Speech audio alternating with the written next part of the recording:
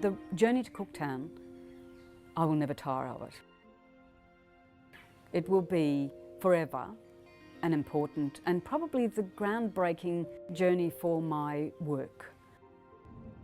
You find that over 30 years, it's a sort of a learning period, and you switch and you change between landscapes and other exciting subject matter. But if you have that landscape bent, you do continue to come back to it.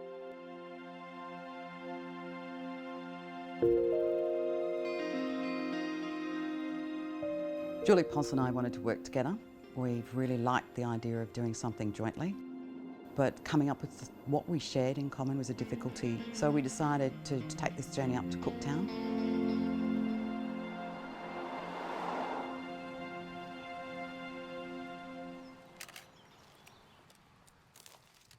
I love the idea of two artists of whatever background immersing themselves in a common experience and soaking up a site and feeling it and immersing themselves in all the tactile nature of that site, and then retreating into individual practice. So you're not just struggling by yourself, you know that you're sharing this together, but not knowing what the outcome's going to be. So scary but exciting.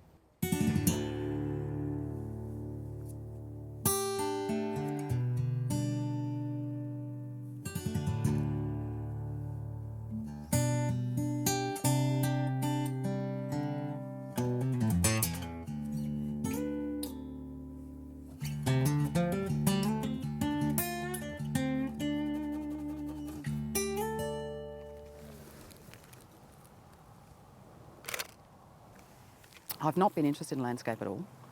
And because I come from a tropical Queensland, this Savannah, Queensland, it's just an unknown quantity to me, even though it's literally down the road. So I'm really interested in this idea of walking into a landscape that I've lived with for decades and never actually partake in at all.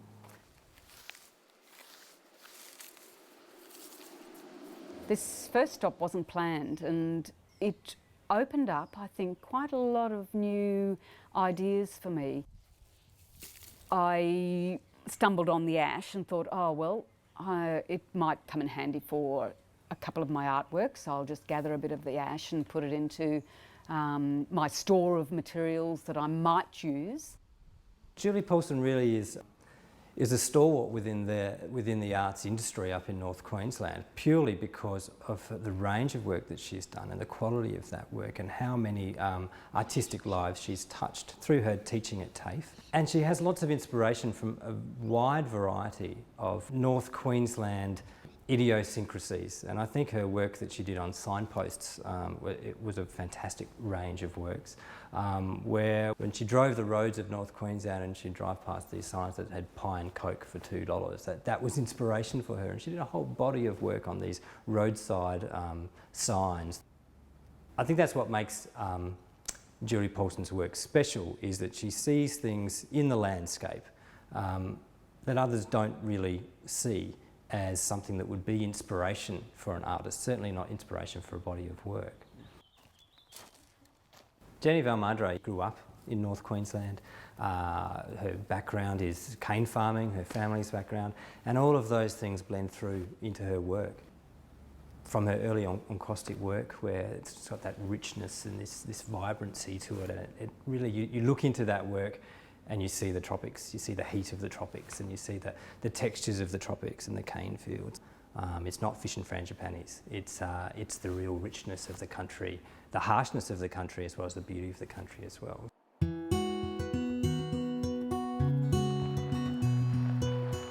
The collaboration of two serious women artists who have been a regional presence here in far north Queensland with strong profiles and well respected, I think is a very positive journey for both artists. They're going to benefit from each other's interaction and collaboration.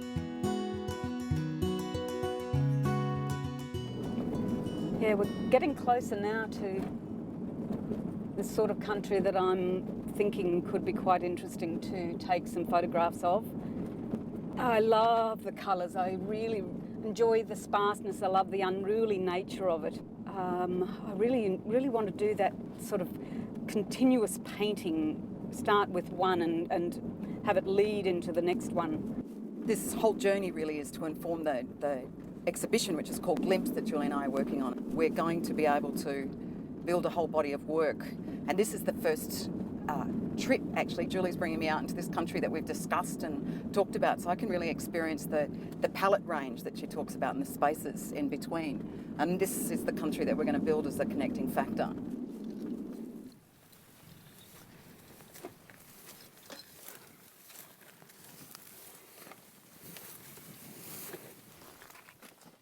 Getting close to somewhere, we just need a bit of shade, really, don't we?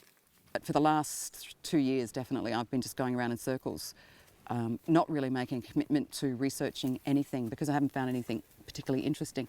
And to be honest, I wouldn't be researching landscape, except I really want to work with Julie. So being introduced into this Savannah environment it's a challenge for me, and it's just the sort of challenge that I've really been needing. Because my work, the actual finished work, will be very deeply carved up wax, sketching doesn't really work for me. I need to be able to make the mark. Otherwise, you've almost got to do it in a three-dimensional way in a sketch. So these are my sketch pad. So I'm literally just taking jottings at the moment. And hopefully what I'll be able to do is, once I get back to the studio with this and the assistance of a stack of photos, start to get a better understanding of the tones and those beautiful contrasting line that runs through everything.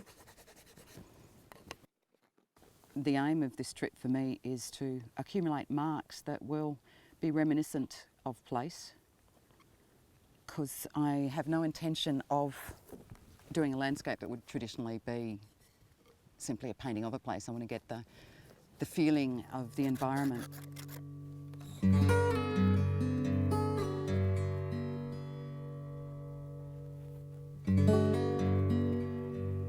So I'm looking for shapes within the landscape here.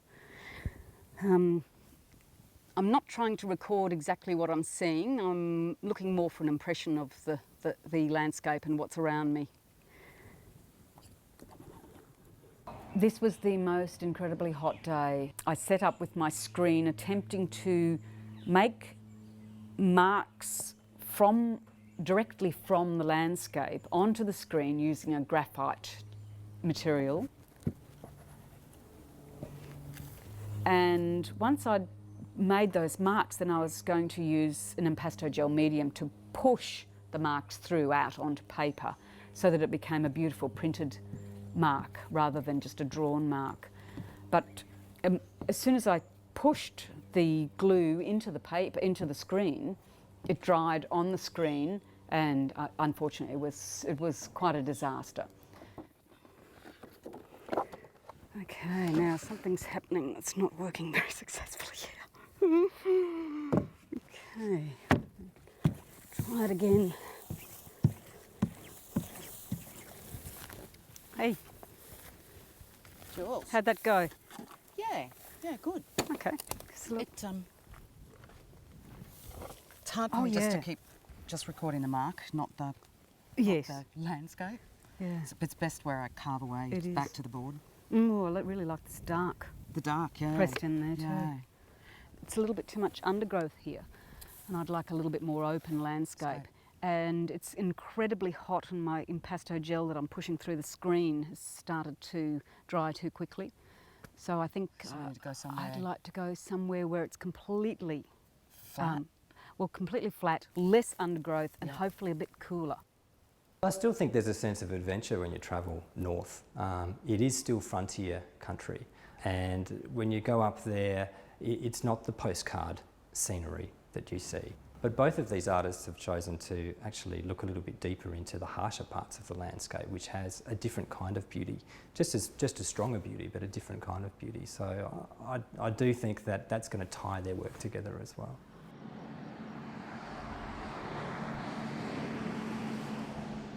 I'm going to have a second go at trying to use this technique.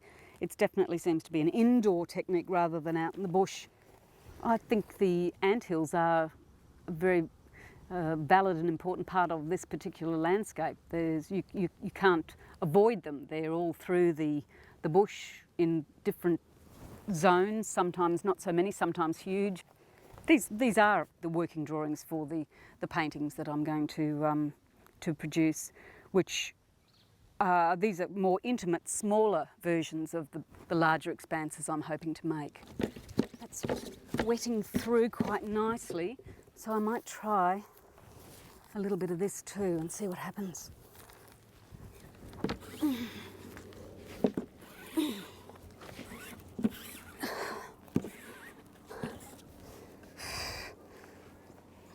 Okay, this is starting to be what I envisaged. The charcoal's giving it that lovely earthy, burnt, undergrowth feel without being too literal. It's smearing the surface and giving it a real personality.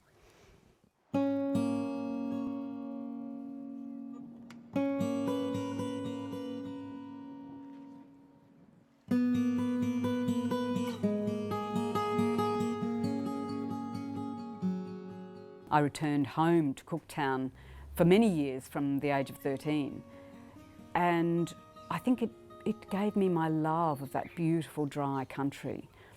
It has short lush periods, but it's still a very dry, harsh area.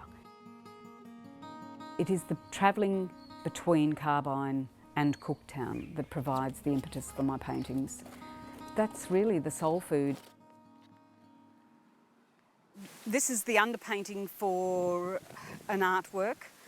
I want to lay down the gesso so that it's rough and rugged and sort of scrappy like the ground around here. And then I'll take the ash that we collected yesterday and push it over the top, and then push it into some of the crevices and creases and move it around. This will be just bush landscape. It will be just the nature of the crusty earth. There won't be anything literal in it. It'll be more just the marks of the earth. A lot of it will probably blow off, which is fine.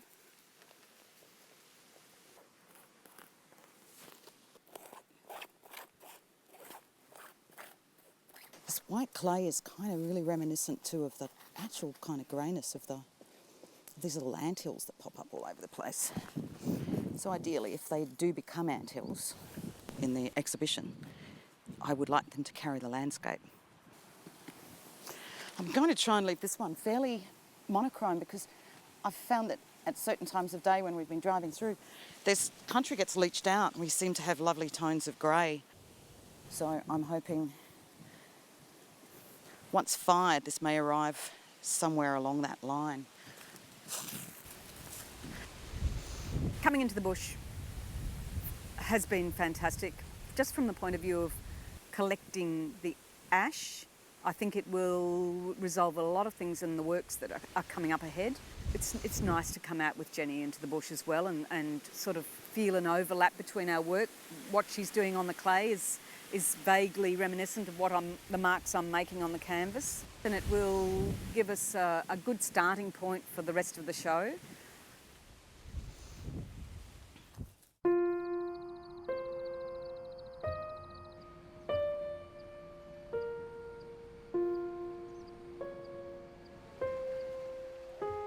People often talk about living in the rainforest, why don't you do rainforest paintings? Other than the fact the rainforest is an incredibly complex organism and I don't know how or where you would start to paint it. I love to live with it, I love to look at it, but I certainly don't want to mimic it. What I think is more relevant to the way I make art is my history growing up on a cane farm. It's a very interventionist arts practice where I have no problem with picking up a Dremel or a grinder and cutting through layers of wax. It's been said that I make art like a cane farmer and my shed is more like a farmer's shed than an art studio, and I don't disagree with that. It's quite appropriate with the way I approach my arts practice. farming, particularly in the tropics where everything grows so quickly, it's all about slashing it down and growing it up and slashing it down again and growing it up, and it's a battle. It's a battle with the landscape. And to a degree, her work is exactly the same. She has all of these things that are growing out of her canvas and out of her ground, but she's constantly having to try and knock it down and try and get some kind of order in it. The process that I'm going through at the moment is the process of reduction. So I've spent a lot of time learning to understand the environment, look into the environment and describe the environment. Now what I want to do is personalise my approach to the environment, so I'm at the point where I'm pulling away. So we've got here at the moment a saturated painting, lots of colour. It's encaustic, so it's wax, two sorts of wax, which I melt together and I pigment. This is all melted in the frying pans and I pour and stamp. Within this layers there's cut information. So my intention is to pour this with white wax eventually, which kind of takes me to something more like this. And the lines that I cut, it's akin to ceramic processes called sgraffito. You cut through and you inlay a different kind of wax, and then you scrape the whole thing back again and you rediscover these little inlaid cuts. It's a bit serendipitous. So I guess they've both come back with lots of visual data and a touchstone that might inform their practice back in the studio, but trying to remain true to what you witnessed and experienced on site is a challenge. I started off by making a series of anthills, and I started approaching them by feminising them to some extent. I used a lot of beautiful laces dipped in wax, wrapped around paper, and then I did a series of ceramic works which are laboriously hand-built with textural lace works, excessively dressed for the environment. So now I've got to the point where I've decided I'm going to return to white. The intention, if I do manage to achieve the body, will be a stack of refined, delicate, but kind of nasty white anthills that spill across the floor and connect with work that runs up the wall.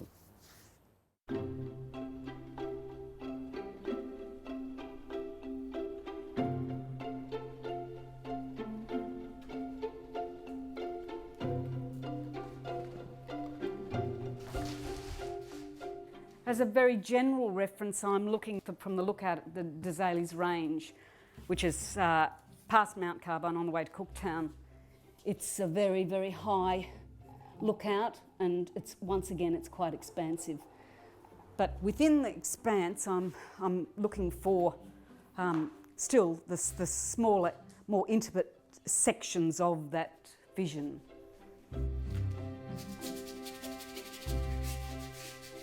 It's very tricky working in the bush.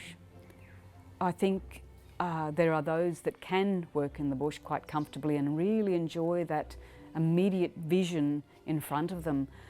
But I have to say that I'd prefer to take the information back into my studio environment.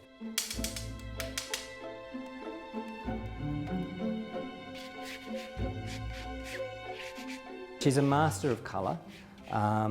A master of colour in that her colours are subdued, but they blend beautifully together. Very similar really to Jenny Valmadre's work in that she cuts back her work, but she does it to a degree with a finesse to it and with an end product in mind. And certainly that's once again a wonderful way of capturing that landscape, which is so raw. Okay, at this point, not sure whether this will end up in the exhibition, but we'll just keep travelling along with it and work through a few more stages, and hopefully it'll be a work that I can put into the show.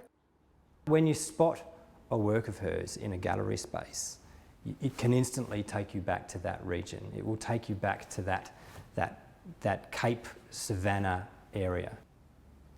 And I think that's the secret of her work, is that you can walk in amongst a whole range of other works, but you can stand in front of Julie Poulsen's work and it will transport you back to that place. And really that's the true secret of a great landscape artist.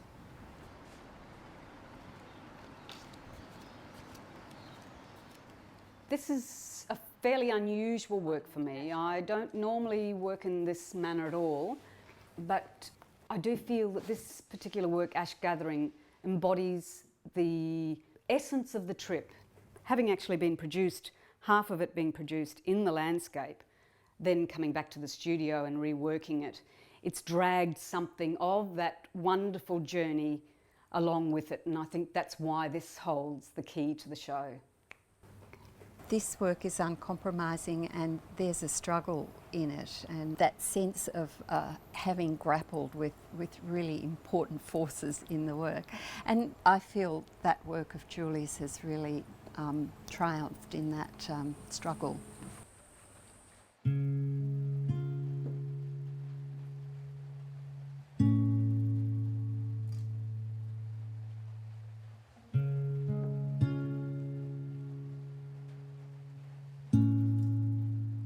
I think Jenny's work comes from her background of a whole range of methods and materials, and so she's not limited by a certain type of artwork. If something's not working for her in one medium, she'll jump across into a medium. She has that wonderful flexibility to do that. Particularly in her encaustic work, some of her best work, I think, is when she's used gold in her work, and when she's used pieces of material that she's embedded into the work. Even fibrous material that she's put into her work as well.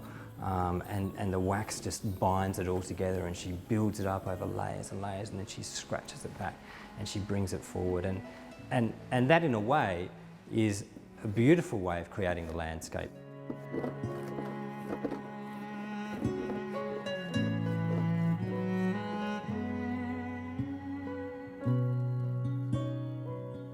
So what I'm doing here is I'm looking at basically the encaustic idea of what I wanted to do with painting. I was initially going to do lots of small encaustic squares, but I like the idea of the fragility but the strength of porcelain. My aim with these porcelain works is this fabulous deckled edge, over which, of course, this is the ground I need to lay the content. So I've been building lots of surfaces where I'm using porcelain, and I've harked back to a older process I did with icing, not cakes, unfortunately, only ever clay, and this lovely drawing with the icing bag, and I could just do this forever, where I'm laying down a sense of what could be sitting on these spatial zones. So this is my landscape and bits.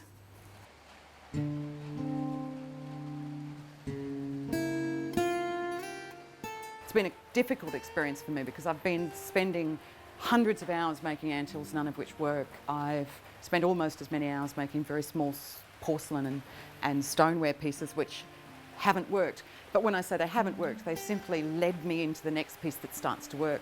So after working fairly solidly for 3 months now, I've got a clear idea of where I'm going.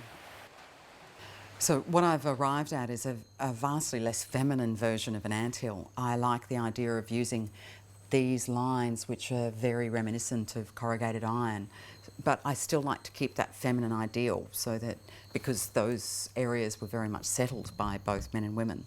And I also like them to have an individuality, even though as termites and mounds, they're a very communal group. I think there'll be a long way for me to go to make it truly kindred to the environment, but I do want to have it specifically about the isolation of North Queensland, not about the touristic ideals of North Queensland. That's a really difficult thing to communicate, isolation and beauty.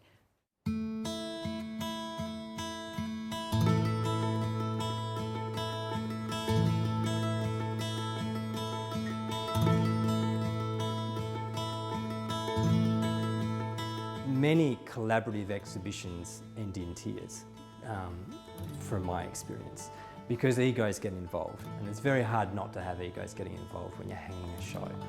But certainly with these two, their works blend together so beautifully, and they're both telling such similar stories, and they're both very passionate about what they do and have a confidence in their own body of work that I think the blend together will be just fantastic, and both of their works both of their bodies of works will hold their own. Number one, Unfold the Landscape is what I aimed to achieve at the end of the show, and it is a continuous painting, and it's an expanse. It is the definition of that landscape to me. It's not about fragments, it's about stretches of space. The landscape just continues on and on and on. So these are the results of that stripping down and taking away the absolute feminine decoration which I started earlier with the anthills. I've also managed to get a really kind of nice Spartan burnt out tonal colours starting to appear in the ceramic materials, and I've enjoyed this, making them much more robust and rugged.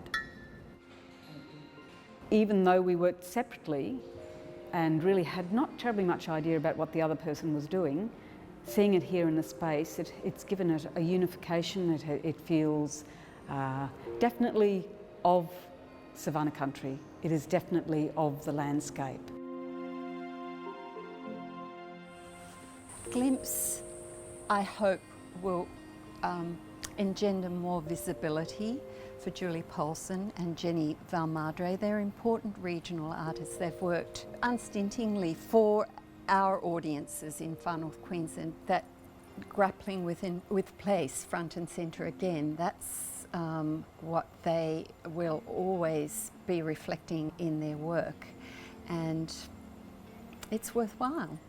It's not landscape painting in a literal sense at all. It's much richer than that.